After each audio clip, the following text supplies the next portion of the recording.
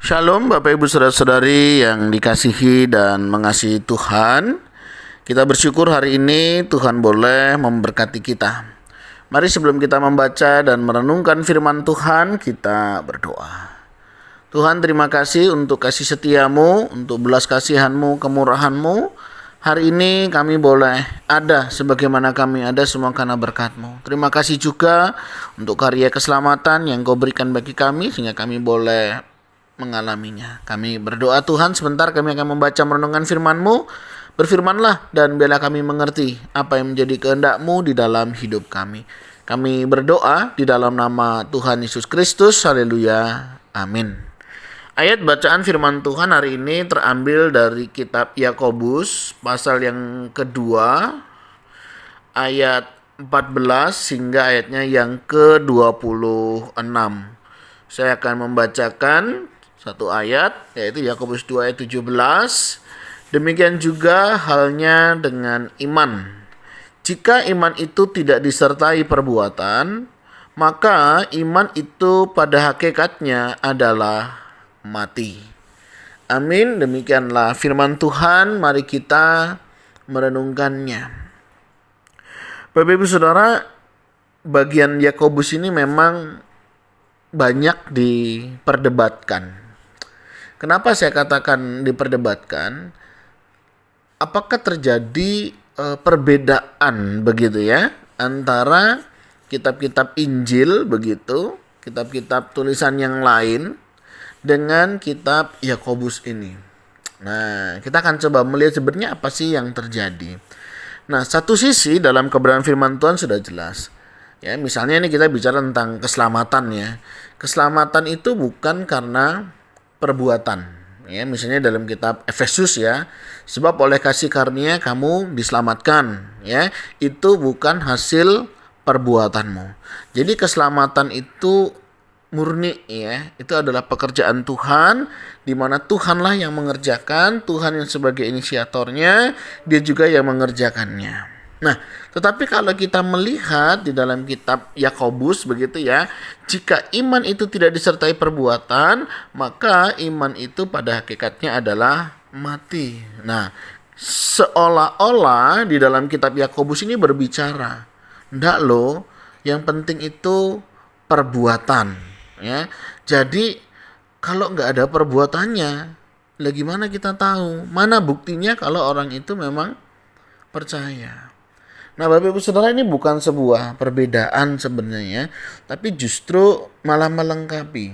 Ya, jadi ini juga beberapa teolog menggunakan sebagai dasar tentang keselamatan. Loh, bener toh, begitu ya. Yang satu sisi mengatakan bahwa keselamatan itu hanya anugerah, bukan usaha manusia.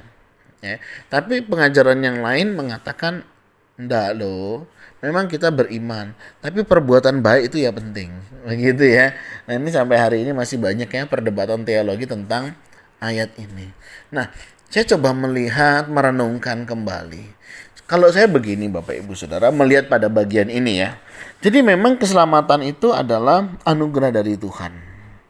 Ya, bukan karena pekerjaan kita, bukan hasil perbuatan kita. Nah, bagaimana dengan kitab Yakobus? Nah, kalau menurut saya begitu ya, kitab Yakobus ini justru memperlengkapi. Ya, jadi kalau memang kamu beriman kepada Tuhan Yesus ya, kamu mengaku percaya begitu dan mempercayakan hidupmu kepadanya dan mempercayainya, semestinya hal itu bukan hanya dalam perkataan, tetapi juga nyata dalam perbuatan. Ya, jadi kan banyak orang nih aku percaya begitu, oh aku udah percaya sama Yesus, tapi perbuatannya tidak menunjukkan sebagai orang yang percaya kepada Yesus. Kan aneh gitu ya. Semestinya kalau dia mengaku percaya, ya hidupnya, tutur katanya, cara kerjanya, cara dia melayaninya, semestinya harus sesuai sebagaimana mestinya dengan ditunjukkan dalam perbuatannya. Nah, kitab Yakobus ini mau mengingatkan kita, ayo, kalau memang kita sebagai orang-orang yang beriman, kita sebagai orang-orang yang percaya kepada Tuhan, yuk ayo lakukan sebagaimana mestinya. Tunjukkan imanmu itu ya dalam perbuatanmu.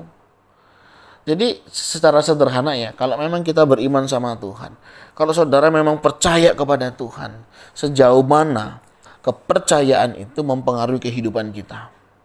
Ya, dalam kita berpengharapan, dalam kita mengerjakan tugas dan tanggung jawab. Ya, ada banyak hal Bapak Ibu Saudara yang terkadang kita sebagai anak-anak Tuhan begitu ya, tidak lagi mencerminkan sebagai orang yang percaya.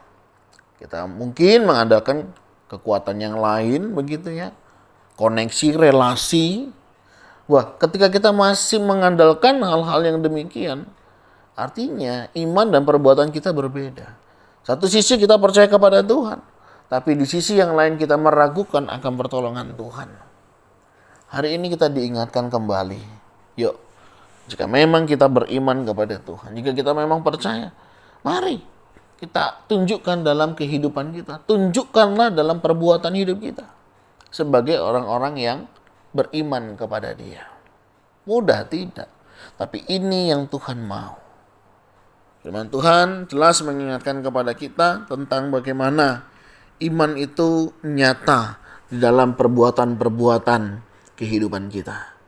Ketika kita menghadapi sakit penyakit, seberapa kita menyerahkan itu kepada Tuhan. Memang banyak orang menyerahkan sakit penyakitnya, tapi yang Tuhan mau kita menyerahkan hidup kita.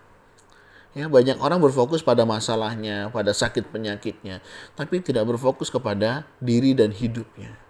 Semestinya kita menyerahkan seluruh hidup kita kepada Tuhan. Saya percaya bagi Tuhan gak ada yang mustahil. Saya percaya bagi Tuhan terlalu kecil untuk mengerjakan hal-hal yang demikian. Kenapa? Untuk keselamatan umat manusia saja Dia rela turun. Apalagi untuk hal yang lainnya Dia bisa kerjakan. Tapi masih didapatikah iman di bumi ini? Mari Bapak Ibu Saudara kita merenungkan kembali kehidupan kita hari ini.